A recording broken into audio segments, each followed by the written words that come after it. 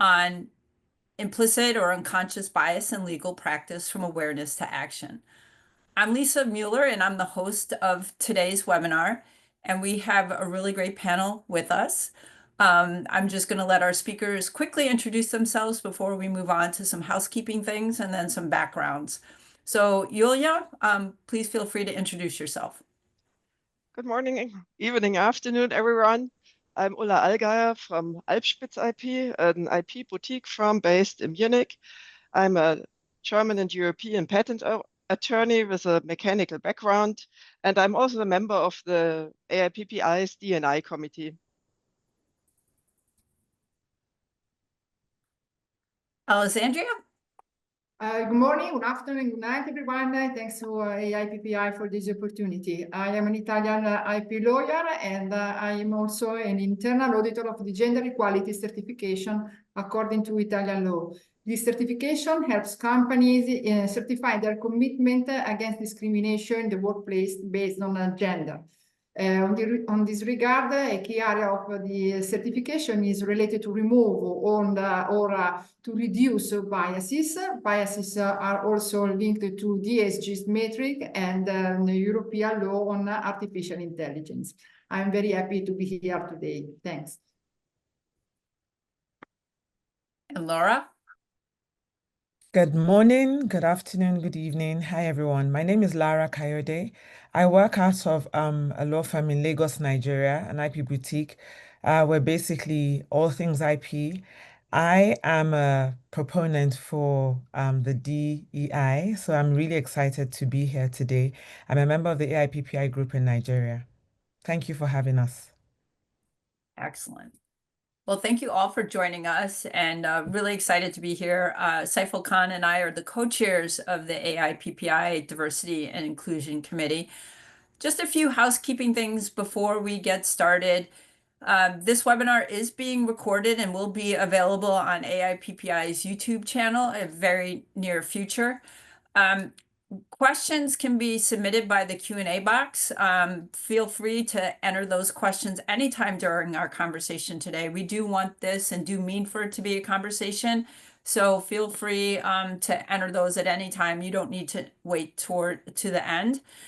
And then at the end of today's webinar, there will be a brief survey, and we would appreciate your feedback and include any suggested topics you'd like to hear from the D&I committee about. We'd really appreciate your feedback, not only on the substance of this webinar, but things that we should be working on for future webinars. So with that, we will go ahead and get started, and I am going to kick things off with just a little bit of background on unconscious and implicit bias before we get into our panelists. So as you mentioned, our topic today is unconscious or implicit bias. And this is a topic that affects all of us every single day, often without us even realizing it. And so today what we're going to do a deep dive on is what unconscious or implicit biases are, where they come from, how they manifest themselves in our workplaces, and more importantly, we're going to talk about what you can do to recognize them, number one, and then how you can manage them. So one of the things I want everyone to keep in mind during today's webinar is this isn't about pointing fingers or making anyone feel guilty. It's about building awareness to help each of us make better decisions and to create more inclusive environments, because we all have unconscious or inclusive biases. So just a little bit about the basics about what unconscious biases are. These are thoughts and feelings that each of us are not aware of that influence our judgments every day. They're referred to also, as I've mentioned a couple times, as implicit biases, and they're basically rooted in our preferences for or against something. So these preferences can lead you to think of something favorable or unfavorable. Like you might think that everyone from your particular country is fantastic and great, or you might think that people from a certain generation are lazy or, hooked on their phones, things like this. But the key here is always remember that this is unconscious. These are actions that we're not these are biases that we are not deliberately choosing. They're operating below our conscious awareness, but despite that, they're still influencing how we perceive and interact with others. Like I mentioned, we all have conscious and unconscious biases. Every one of us on this webinar today have them. It's not a character flaw. It's nothing to be ashamed of. It's simply part of our human nature. There's nothing that we can do about it. They come from multiple sources, our past experiences, assumptions that we've developed over time, cultural norms that we've absorbed, opinions of others that have influenced us over time, and also our ingrained assumptions that we've carried with us over the course of time, maybe sometimes even for decades. So why do we have these biases? And really, if we really want to blame someone, we should blame our ancestors. We all like to, sometimes joke that we blame our parents, but, this really is a part of our evolutionary history. Essentially, what happened was we created mental shortcuts, and our ancestors had to create these shortcuts in order to make really quick, rapid, survival-based decisions. So these became hardwired into our brain, and it allowed our ancestors to decide, well, that group of people over there, they don't look so friendly, and I don't think they're going to be very warming to us. Well, maybe this group, they look a lot friendlier. And so these quick decisions that our ancestors made about whether a particular group or situation or group of animals was safe or dangerous was really a matter of life and death.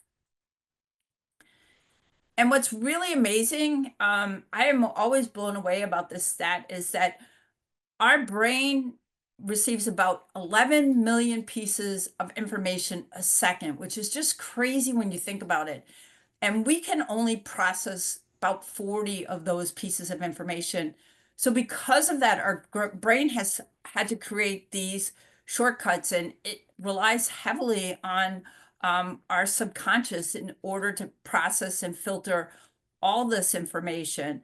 And because of that, it sometimes leads to this biased thinking because it's operating really, really quickly. So when do these unbiased or unconscious biases occur? And, this is a really important concept to just keep in mind, is that if we know when they occur, we can be more cognizant or more vigilant about them and recognize them more easily. And they tend to occur when we make quick decisions, when we're multitasking, when we're under pressure, or just obviously in a hurry. So these biases, these unconscious biases, happen automatically, and they're triggered when our brain is forced to make these quick judgments about a certain group, certain type of person or group of people or a situation. And they also happen when our preferences toward or against something impact our actions. And many times we don't even realize we do it. It might be a subtle body change, or, a look in our face, or kind of pulling ourselves closer together if we're afraid of a certain situation.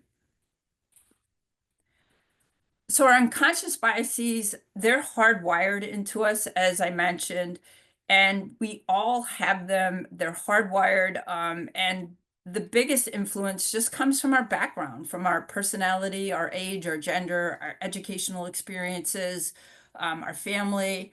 All those things play a significant part in our creation of our unconscious biases.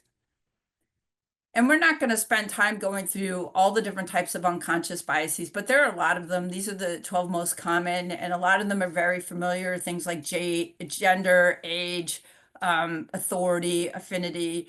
And I think once you start to think about them, you'll realize the ones that you encounter in most of your life. But I think this thinking of unconscious or implicit bias as an iceberg is a really powerful metaphor to help understand the scope of bias.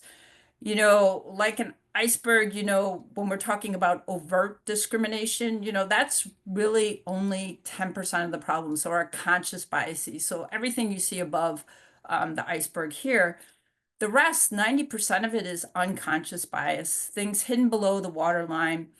We don't always know that they're there or how big they are, much like an iceberg, but it's important to acknowledge that they are in fact there. And we are all familiar with the story about the Titanic. The hidden part of an iceberg can sink a ship, and that's the same with unconscious bias. It really can do a lot of damage to individuals, organizations, and our relationships.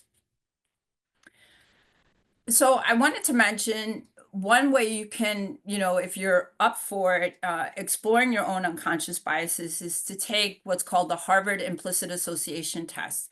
And they have a number of tests that are available online, which can help you recognize what some of your unconscious biases are. And you can see we've listed just a few of them here. And I have to say I've done several of them, and it's always very enlightening because I have always convinced myself that I don't have certain unconscious biases. And then I take one of these tests and I find out that I, in fact, actually do. So it can be very enlightening and somewhat unsettling, but again, it's all part of our learning journey. So we're going to spend a lot of time with our panelists today talking about unconscious bias in the workplace. And you just don't drop your unconscious biases when you leave your house and go to work. You bring them with you each and every day. So it's really important that just like in our personal life, that we recognize and understand what our unconscious biases are so we can help deal with them better at work. Because clearly our unconscious biases will influence our decision-making. You might exhibit a preference toward someone who works in the same office as you, the same country as you, went to the same school, maybe the same gender or race. And so when your preferences are impacting another person or another group negatively, you're most likely demonstrating some type of implicit or unconscious bias. And then just a quick example of this, there's a very famous example research that was done here in the US, something called the Thomas Meyer memo, where a memo was created by a group of researchers. It was a legal memo, and it had 22 different errors in it, everything from spelling mistakes to fact mistakes to analysis errors. And it was given to 60 partners and 22 different law firms. And half of the partners in one law firm were given the memo from the white Thomas Meyer, and the other half in the same law firm were given the African-American memo from what was deemed to be the African-American Thomas Meyer. And you can really see, this was a strong demonstration of what unconscious or implicit bias can do. You can see that the white Thomas Meyer always scored on average significantly higher than the African-American Thomas Meyer. So it's a good example of how implicit and unconscious bias can really affect the workplace. So as we're going to see now, as we turn to our panelists, whether unconscious bias is obvious or subtle, it creates a ripple effect throughout an organization. And these aren't isolated incidents. They tend to compound over time, and they can really affect a person's trajectory in their career, as well as their sense of belonging within a firm or a corporation. So it's really important we talk about these and we acknowledge that they can, in fact, have a really big impact. So this is just our background for today. I would like to turn now to our esteemed panel. And I thought, Alessandra, I would start with you. I talked briefly about why bias is involved in individuals, how it kind of arises, but tell us a little bit more about that. And again, emphasize why we should not be ashamed of our unconscious or implicit biases. Thanks, Lisa. I would like to answer to your question, underline what biases are. We can consider biases, as you told before, as distortion of a reality with that we use to simplify the information we received from the outside world, or mental shortcuts with which we put the situation in already know boxes, easy to handle, or cognitive economy system that save energy. And again, systems for making faster decisions when we have no time to think. Every definition suggests the idea that there is a deviation from rationality in judgment. We know our brain is truly lazy. We do everything we can do to find quick solution to avoid the effort of thinking. It is convenient for us because we can save energy. However, reasoning with biases means reasoning with the instinctive part of our brain, the part that Daniel Kahneman, psychologist, Nobel Prize in Economics, and pioneer in social economics, called System 1 in his book, Thinking Fast and Slow. System 1 is in contrast with System 2, which is the part of the mental process that requires focus, concentration, and attention. For example of System 1. Notice that one person is taller than another. Make a disgusting face at something that is repulsive, or smiling when we win a case. Example of System 2, preparing estimation of cost, filling a patent, or write a contract. So while System 2 push us to reason, System 1 operates with biases and bring us to take decisions based on our knowledge and experiences that not always are suitable to interpret the information we receive from the outside world. So using System 1, we can say that it's normal for each person, but so we have not be ashamed or feel like bad people in using biases. However, we must be aware of their existence and work to eliminate or at least reduce them to avoid errors in judgment. After all, knowledge is a progressive process of emancipation from prejudgment. Lisa. That's great, Alessandria. And I think, Laura, Alessandria just mentioned about recognizing our biases. It's so important. So how do we even recognize that we have these biases, especially since it is subconscious? It's not conscious. It's things we do without even realizing it. Thanks, Lisa. It's interesting because recognizing these biases must start with self-awareness and intentional reflection. So we must now, yes, they're unconsciously there, but we now have to be intentional about identifying these biases. As a lawyer, we are trained to analyze facts. That's what we do, and also question assumptions. So we can apply this skill inwardly. So it now becomes our responsibility to stop. So ask yourself a question. Sorry about that. Ask yourself a question. Who do I instinctively trust or overlook or dismiss in meetings or negotiations? So I'm sitting in a meeting. So who is it that I automatically just think, oh, they must be talking rubbish, or just because, and do I make assumptions about clients or my colleagues based on their gender, their accent, or background? You mentioned the Harvard's IAT. Those tools really help us. Like you said, you take them, you go in there thinking, definitely, I know I'm not biased. And then you're like, whoops, I didn't realize. And how do we recognize it? Journaling, being, taking time out to sit down and say, okay, so I went to that meeting. How did I conduct myself? Why did I take that decision? Why did I automatically think this when I thought this about this person?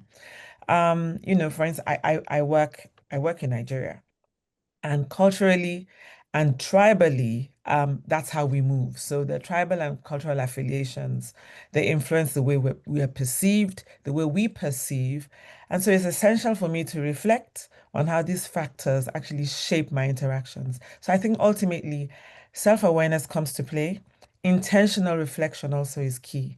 How we begin to recognize where we stand in the unconscious bias space. That is great. And I want to build on what you were talking about working with our colleagues and clients. And maybe I'll ask you this question, talk a little bit about how unconscious bias can affect how we collaborate with, not only our colleagues, but maybe with other foreign associates and people that we work with globally. Thank you, Lisa. I think the point is all our decisions, whom we work with or whom we want to work with, are somehow unconsciously influenced by our biases.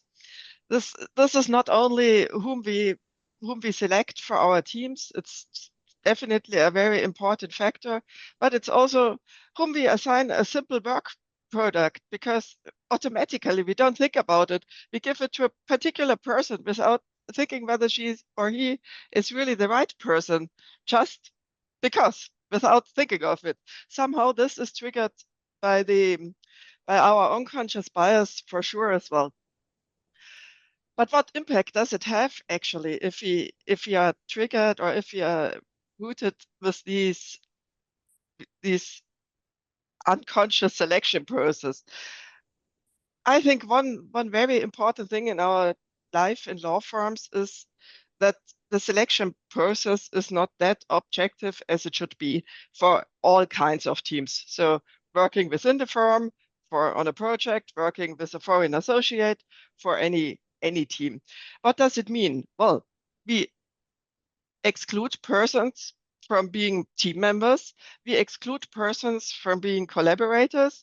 We exclude persons from just working with us. And this automatically means that some diverse ideas are lost, different perspectives are not heard, and finally, because that's like this, the quality of our work product will clearly diminish because we don't have this broad view on this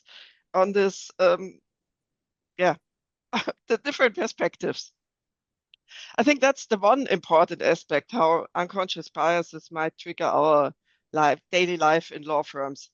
The second one is, in my opinion, as important as the first one, because we don't take everyone equally in our teams, because we have these biases, because we exclude persons from being like this.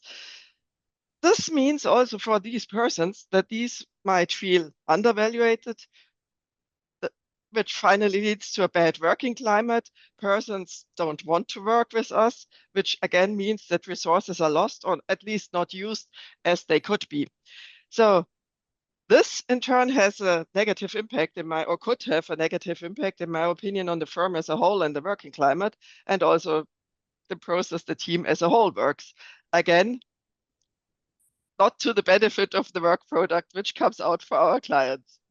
Yeah, to your point, the work client is the best for the client, and certainly we all want to do the best. And I think it creates or it erodes trying to create an inclusive environment in a firm because you're unconsciously excluding people, is what I think I hear you saying. Yeah, exactly. So, Laura, let's talk a little bit more about unconscious bias in the workplace. And, in particular, can you share with us some subtle ways that unconscious bias shows up in our everyday work and how, Yulia mentioned a little bit about how it can affect decision making, but talk to us about recruitment and even the more important one, promotion. Correct. Thanks, Lisa. I mean, to Ulla's point, not only does the client lose out, we also lose out, and development of a practice loses out. Recruitment, I think, there's a tendency sometimes for a preference for candidates from certain universities or with foreign accents. So I live in Africa, but I was educated out of Africa. And so sometimes you find that when you're looking to hire, you're looking for people with those accents. So because you assume that because they speak in a particular way, that they may be more global in their outlook. And so this may be a disadvantage to equally qualified local talent. So we favor candidates from familiar countries or backgrounds during recruitment. We give more challenging assignments to certain groups or genders. We might also unintentionally limit diversity in leadership. So if we, especially in global firms or multinational firms, where I practice, legal practice intersects with diverse cultural norms. So it could affect the cases we get, the clients that come in, and who gets what client, and also, like Ulla said, restricting growth for underrepresented groups. when it comes to promotion, I think subtly, whether we like it or not, um, we may be overlooked for leadership roles due to assumptions. For instance, for women, it's assumed that you will naturally, because you may have a family, or if you have a family, then you're not able to do as well a job as your male counterpart or be assertive.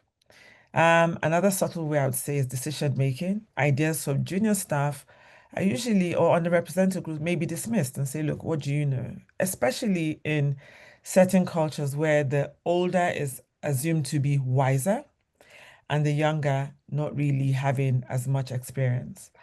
Like I said earlier, legal practice does intersect in where I practice with cultural norms. So we miss out, I think, a lot on growth. And also, it does erode morale of younger people. We find younger people or even women decide, look, I'm just getting out of this part of practice because there's no point. I'm not going to go as far as my other counterparts. I'm just going to do something else. Yeah. And that's really true. You see that a lot of women in law firms making partner and equity partner and getting leadership positions. And, the numbers, I can only speak for the US, are dismal here when it comes to women partners, equity partners, and in leadership positions in firms. So I think you're exactly right on that. And Yulia, keeping kind of on this theme, let's talk a little bit about how unconscious bias affects leaders when they're evaluating performance. And that, could be leaders in firms or even the partner you work for. Thank you, Lisa. I think I want to take up Larry's point. So she mentioned that especially the point with women and men or somebody else sometimes doesn't expect that women, or especially mothers, employ the same enthusiasm for work and have the same enthusiasm than they have and spend as much time in work and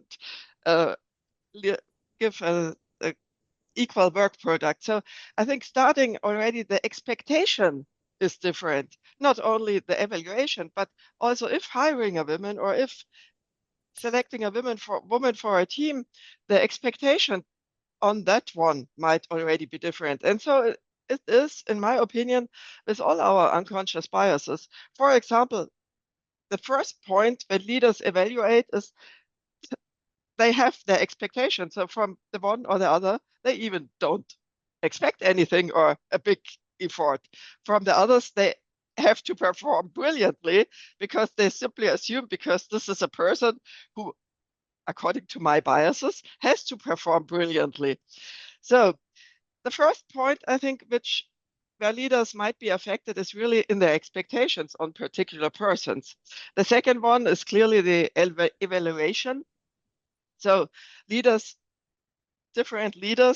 person leaders may give a different feedback on the same work product or on the same behavior, depending on the gender, race, personality, any other thing of that respective person which they are evaluating. And I think, then in some cases it ends up that the praise may differ. So in some it's effort, in some it's results. So the question, or leaders even now, they do not equally access that point. So what does this mean, in my opinion? How can we then try to avoid or reduce the impact of those biases? I think the easiest and probably one of the best one is to have decision making in groups, in diverse groups as well, because then you get in different perspectives. Yeah. Yeah, and I think that's great. And that's a good segue to what I wanted to ask Alexandria, which is, again, talk to us about, reiterate why it's so important to recognize these unconscious biases and, build on what Yulia just talked about, are there ways that we can reduce these, and which is going to affect not only our personal life, but our professional life as well. Okay, we saw that bias can be truly significant for us and for our work because they have the power to influence our decisions if not properly managed. I'll give you some examples to be more clear. Negativity bias. Sometimes we focus our attention on the single unhappy client instead of those who are happy with our work. This is very dangerous because this bias bothers us, it makes us feel uncomfortable, or worse, push us to losing confidence in ourselves. Again, confirmation bias. We give particular attention to the data that support our defense strategy and gloss over the data that casts doubts. Ignore the signal that say that our strategy does not work properly could cause many problems to our clients. Similarity bias. We prefer to surround ourselves with people who are similar to us rather than approaching people who are different from us.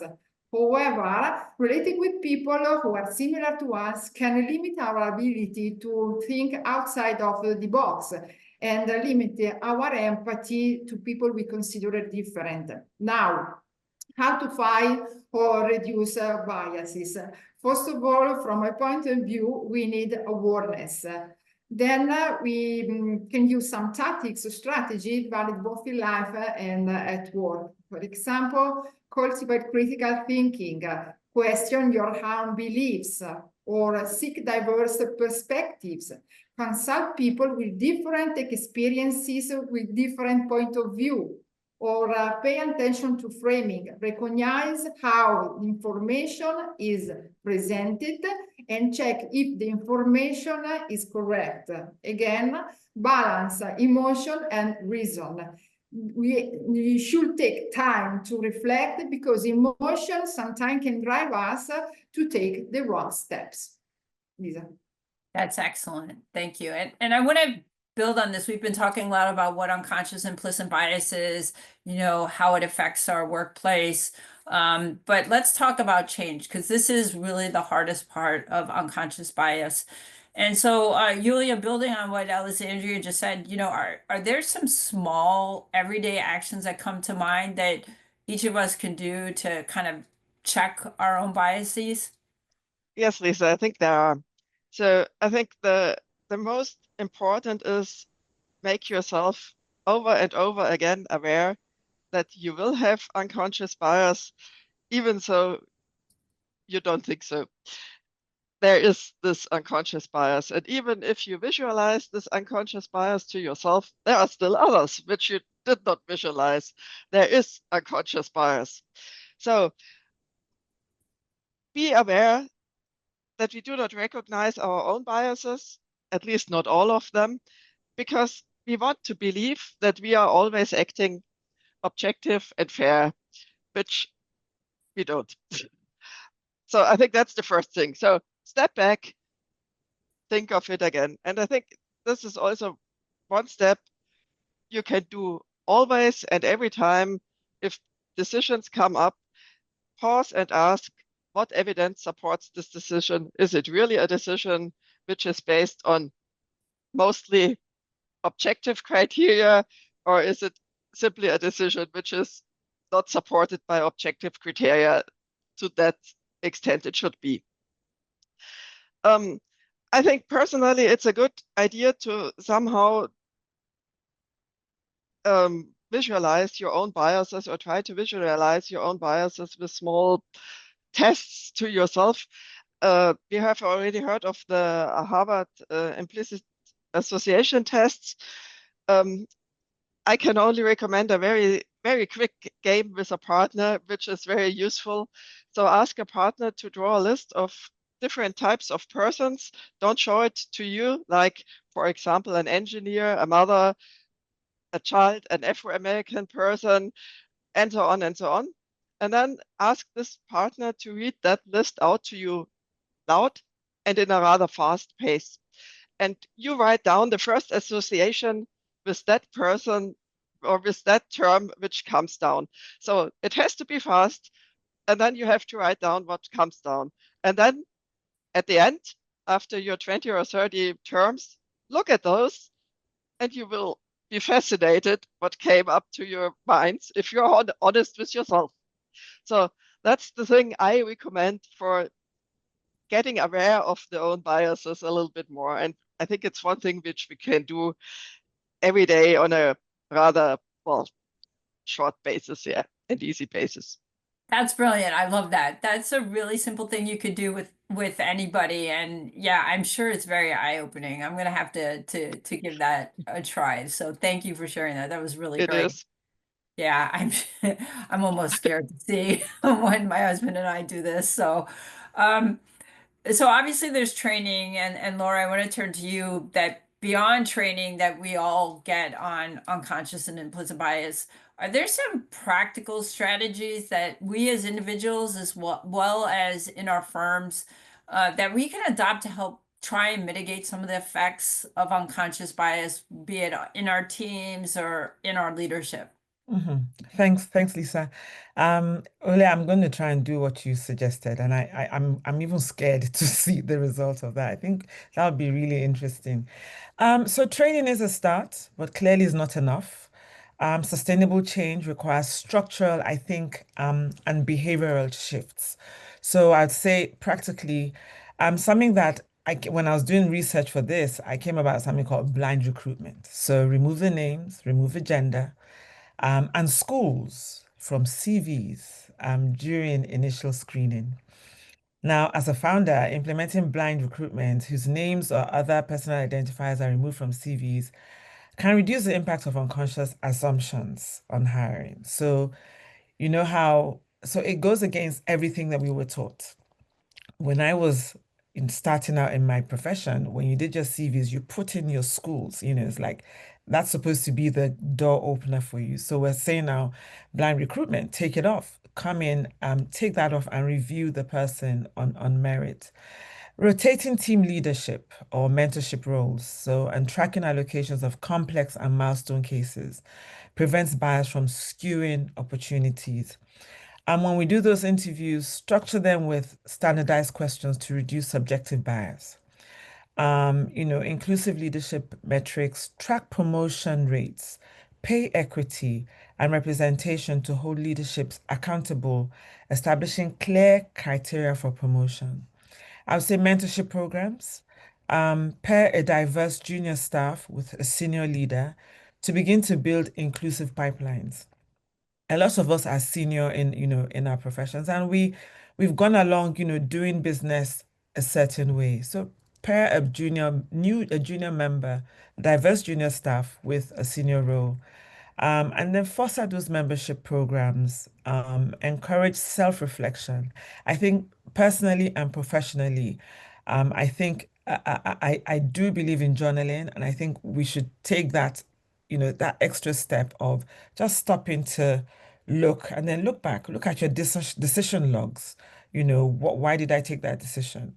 And then bias interrupters, encourage team members to actually call out bias behavior respectfully, obviously, and in real time. So don't leave it for 3 months or 4 months. Say, actually, when you took that decision, I think you were a bit biased. Call it out immediately and have that person actually say, I didn't realize that. A lot of times you find that they didn't know. Integrating these strategies, I always say local cultural sensitivity, I think is key. Um, in my country, there are 350 different languages, um, 238 million people, and we all have to live together without so we must address that tribal bias, regional favoritism. It's a thing. So we need to, bring it to the forefront. And as you're hiring, check, why am I hiring this person? We know certain people, certain regions have characteristics. And so is that why I'm getting this person? And so check myself, I think would be one of the things. Training is good, but it's not enough. Thank Definitely, completely agree. And I think there were some great suggestions in there. And I think journaling from a personal perspective can be really powerful because when you go back after a few months of doing it and you look at something you made a decision on, you're like, oh, wow, I can't believe why, and you can't even remember why you made that decision. And I think that's a really great way, in addition to the exercise Julia mentioned, to really start to catch some of your unconscious biases. So, Alessandra, I want to turn to you. Given all the work you do in the diversity inclusion space, have you seen any cases of biases in the legal profession, and how have they played out? Oh, yes. I can give you an example, even if not linked to IP law, IP world. It is related to confirmation biases. Our research has shown that if a judge is ideologically convinced that immigration is a risk to society because it tends to import criminals, judge will have the tendency, absolutely unconscious, to give more credit to the evidence during the trial against the defendant. This happens because the judge will find confirmation of their unconscious belief and biases in judgment. This depends by the fact that our brain does not emit cognitive dissonance. Likewise, if a judge who believes that immigration is a flight from misery and wars, and therefore feel solidarity for immigrants, the judge will tend in the trial to give more weight to the fact that show that the behavior of the immigrants was needed at least justified by the defendant's extremely degraded conditions from an economic and psychological point of view. In doing so, even affected their responsibility. Yeah, that is really pretty interesting. And I'm sure there are a lot more examples out there as well. So thank you for sharing that. Laura, you talked a little bit about the differences in cultural norms there in Nigeria. So let's broaden this out and talk about, given that these norms vary tremendously just worldwide, how can unconscious bias be both universal as well as context specific? Thanks, Lisa. So unconscious bias is universal in mechanism. Whether we like it or not, we've all talked about it. It's universal. It's the way we're formed. I liked your slide about the ancestors. So it's I don't know, is it written in our DNA? I don't know. But it's context specific in expression. Globally, humans tend to favor those who resemble them, who look like them, who speak like them. That's the universal part. But I think the criteria for similarity will vary. For instance, where I come from, biases may center around ethnicity. As I said, there are 238 million of us. We have 350 different languages. We have 3 main languages, but the official language is English. So the biases may center around ethnicity, religion, or even social class. And that's something to think about. In the Western context, so it may be race, it may be immigration, it may be gender, and maybe educational background. So while unconscious biases emerges everywhere because the brain categorizes, to simplify complexity, what is considered a bias and its impact will vary by culture. Gender roles or age expectations in Nigerian workplaces may differ from those in other countries. So that will definitely shape a specific bias. So in recognizing the duality means we tailor the bias mitigation to local realities while learning from global perspectives. Now, as a Nigerian lawyer working in the international fora, I may experience bias differently, perhaps being underestimated due to stereotypes about African professionals. I have been told many times, where did you learn to speak English? You speak very good English. Or facing assumptions about my legal training. Like I said to you earlier, we look at education, a foreign accent, a university you went to. So recognizing this duality helps you navigate both local and global professional spaces, I think with greater awareness and resilience. So you don't take it personally. It's just the way the world unfortunately is. And once you know that, well, look, rather than be antagonistic, how about trying to educate and just, open the mind of this person who probably is not aware. And I probably have the same biases, on the flip side. So, for instance, in there's certain clients who will say to you, it's an international transaction, Lara. I know you can do it, but can you get me um a foreign attorney? Just to just for certain negotiations in certain corridors. So it's because that's a perception that, look, once if I go into a meeting with Alexandra, even if I'm the one driving the meeting, the fact that Alessandra's gone in with me, it gives me credibility. Do you understand what I mean? So I walk into maybe a government negotiation meeting and Alessandra is sitting and she doesn't say a word. But because she's sitting with me, she's my contact, or automatically, I'm the person for the job. And so people take advantage of that as well. So those are things that we need to, so is it unfortunate? Maybe. But then how do we have to now engage in education and awareness, like you said earlier? Yeah, and it's a constant process, right? It's not something that we're just gonna be able to overcome every night because we might No. recognize one unconscious bias and then a new one is gonna pop up. And Absolutely. yeah, it's we're all work in progress. And given that, there's only so much we can do individually. Yulia, talk to us about the role law firms have in reducing the impact of unconscious bias.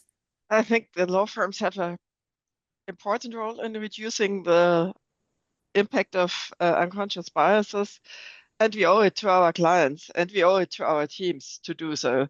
So what we, in my opinion, should do in our law firms is try to get structured, formalized procedures for specific things like hiring, promoting, but also things like assigning work to some team members and so on. Try to find a process which is based on the most objective criteria which are possible, write them down and try to follow. So I think this is the point. Of course, we can also do and we should do, but then it gets a little bit more complicated again, and in daily life it might not happen that much as it should. So we can also provide training programs for our partners, for our associates, for our team members. Always, in my opinion, it's very important that the goal is raising awareness and not blaming someone. So we always have to be on the side. We want to raise awareness that we always will have and have unconscious biases. And if you get rid of one because you move it to the surface, then a second one pops up, which is still below the surface. So it's make yourself clear it's impossible that you get rid of them, but try to do your best by forming diverse teams and by giving structured processes to reduce the impact of them as much as possible. Yeah, Absolutely. that's it. I think that's really helpful. And I don't want the opportunity to escape us to talk about artificial intelligence because it's everywhere and it's impacting all of us. So, Alessandra, I want to ask you about bias and artificial intelligence. What does EU law say about AI and bias? Thanks, Lisa. Very short, because time is cruel. We have no time to speak deeper about artificial intelligence. Anyway, according to European Artificial Intelligence Regulation, that is called AI Act, those working with artificial intelligence must create systems that are, among other things, fair and free from discriminations, with an anthropocentric perspective, means people at the center. This is because the AI Act places ethic and the respect of fundamental rights in the foreground. The main object of the AI Act is to ensure that artificial intelligence used in Europe is safe, transparent, responsible, and align with the European values. That means protection of the human rights. So ethic artificial intelligence is made by systems that respect human rights and are free as possible from biases. Indeed, if not, if the artificial intelligence system is not trained properly, bias can lead to discriminatory outcomes for different demographic groups, for example, linked to nation, to gender, to age. Think about developers or programmers not use a big variety of data, or developers and programmers from Europe and North America, where there are the most of the big tech. That have a specific view of the world, or again, developers and programs that are most of the time men. So if you have not awareness, your vision, your knowledge is limited to the reality in which you are living in. In other words, diversity matters. So no awareness about diversity means artificial intelligence system feed it and train it with a limited variety of data that can reinforce dangerous biases. For these reasons, the AI Act say that overall for the artificial intelligent high-risk system, that are systems related to equal treatment, education, training, employment, personal management. So that are a critical aspect of the people's life. Artificial intelligence must be verified during the trial and the training phase, and must be continually monitored to avoid discrimination. In doing so, it's necessary, from my point of view, a mix between law and culture. Thank you, Alessandra. That's really interesting. It's going to be interesting to see, obviously, how this evolves around the world as well. So great job, the three of you. Thank you so much for your insights. We do have a question, and I think it's a really good one. I'm going to read it to you. It says, besides firm-wide training, can you suggest some practical techniques that we can apply in our daily busy lives to help us check our biases? For me, a mentor, I ask my mentees to help spot my blind spots by asking them to tell me about the headwinds they feel they are facing, which I think is great. Would love to have your tips. Great webinar. One thing that immediately pops to my mind is, Julia, your suggestion of kind of the game you play, but almost doing it with a colleague in your law firm. Seems to me like a good idea, but I'd be curious if any of the three of you has some other suggestions.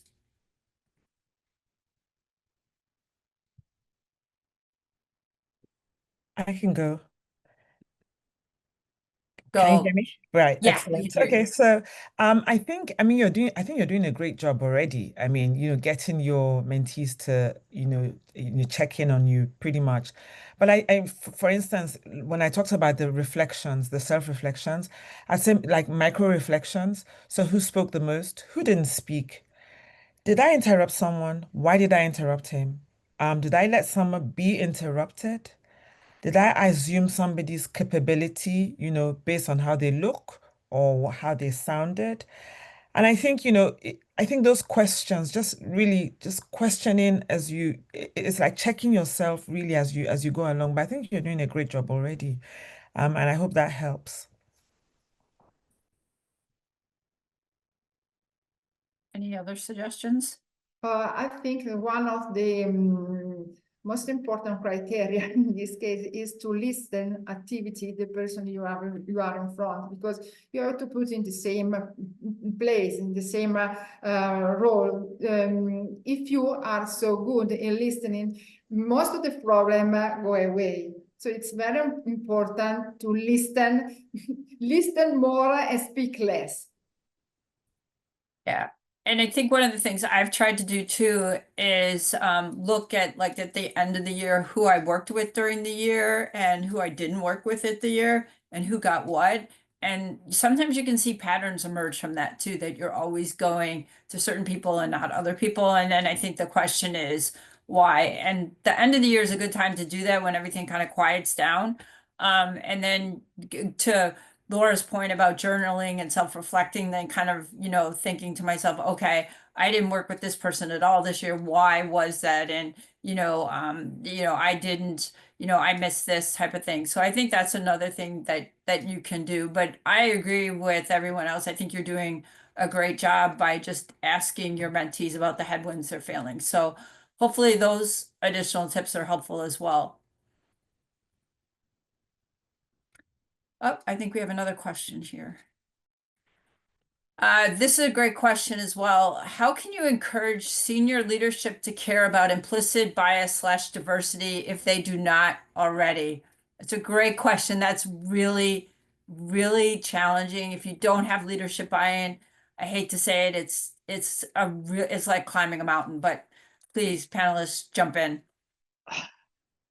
If you don't mind, I would like to jump in. So I think the most important thing is make them aware that they lose something if they are not tackling this point. They lose not only manpower, they lose Great quality, talent. they lose Yeah. everything. So, and I think that's the point. You have to give them a benefit if they do it. And the benefit is definitely you get something better out at the end. And I think that's the point how you can try to convince, well, those who don't want to be convinced. I think you have to make the economic case, Yeah. right? That there's an economic benefit Yeah. to having this person on your team, a better work product. The client's going to send us more work. For if you have leadership that's not, advocating or supportive of diversity, I think you have to make an economic case for it, unfortunately. And I think also bring evidence, bring data. Show them who's getting promoted, who's leaving, why are they leaving, who's speaking up in meetings, who's not speaking. And so that way they begin to be, like we said, more aware. I think not emotions, let's not make it emotional, just bring evidence and data. And I think that hopefully they'll get begin to have a buy-in to it. And I agree, the evidence of who's leaving and where they're going is really strong evidence too, that there is a cultural problem within the firm. And I also think that sometimes it's very useful to have a kind of mentorship, meaning I'm able to give you something, but you that are young are able to give me something. So we can speak each other because I'm very strong from some aspect, but you are very strong for other aspects. So we can make a confrontation to understand where we can help each other. And in doing this, I think it's necessary to have some humility. Excellent. Well, we don't have any other questions. I really wanted to thank you so much, Julia, Alessandra, and Laura. What a fantastic job the three of you have done. Really appreciate all your insights and time today. And then everyone else, just wanted to remind you to save the date for the AIPPI 2026 midterm meeting in Marrakesh from February 5th through 6th. We hope to see you there. And thank you for your support of the D&I committee. And we'd love to hear from you in the survey. So thank you all very much for your time and have a great rest of your day and a great week.